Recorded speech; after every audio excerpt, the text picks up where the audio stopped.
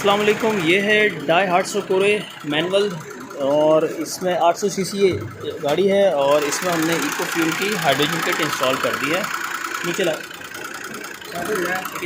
Installation हम कर चुके हैं कंप्लीट। इसके अंदर गाड़ी अभी हमने इसको स्टार्ट कर दी है और चूँकि नॉन EFI है तो इसमें जो है वो एनहांसर और बाकी सारी चीज़ें नहीं लगती। ये बिल्कुल सीधी सी गाड़ी है।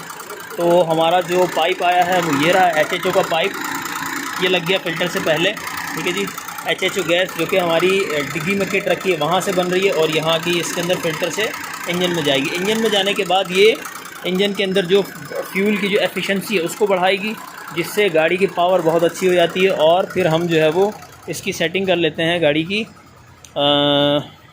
फ्यूल की जो है कार्बोरेटर से सेटिंग कर लेते हैं, जिससे फिर ये पेट्रोल हम कम डालते हैं। ठीक है जी।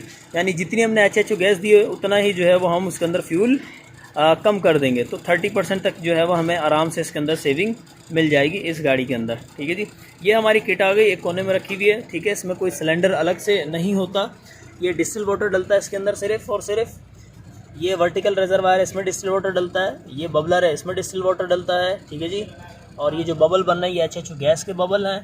इसमें डिस्टिल वाटर डालना हो तो यहाँ से डाल लेंगे, इसमें यहाँ से डाल लेंगे। लेवल दोनों के ऊपर दे दिया। ये रहा 300-350 किलोमीटर तक जाके हम चलाएंगे इसको, तब जाके इसके अंदर पानी की जो है वो ज़रूरत पड़ेगी रिफ़िल करने की। ठीक है जी। बिल्कुल ख़त्म नहीं होता, बस रिफ़िल करना होता है। अच्छा जी। इंजन जो है वो क्योंकि काफ़ी चला हुआ भी है तो ऑयल खा रहा है। ठीक है। तो इसमें ऑयल भी है और ऑयल के साथ साथ पानी भी है।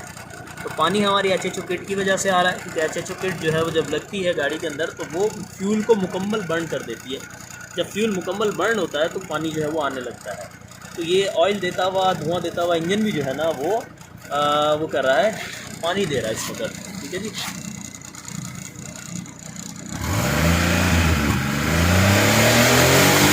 बस तो ये आहिस्ता आहिस्ता जो है वो इसका कार्बन भी जो है वो थोड़ा सा साफ़ करना शुरू कर देगा।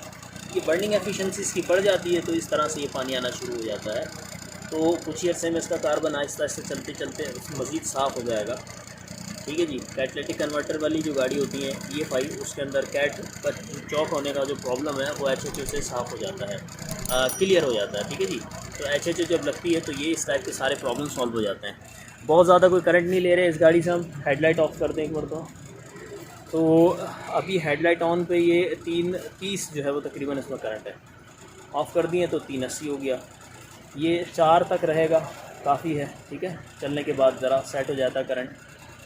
तो ये हमारी किट जो है वो इंस्टॉल हो गई इस पूरे के अंदर और ये इंस्टॉलेशन हमारी हुई कंप्लीट।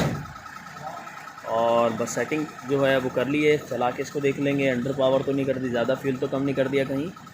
और इस तरह से फिर ये 3 से लेकर 5 किलोमीटर तक इंशाल्लाह एक्सपेक्टेड जो है वो सेविंग करेगी फ्यूल की। ठीक है।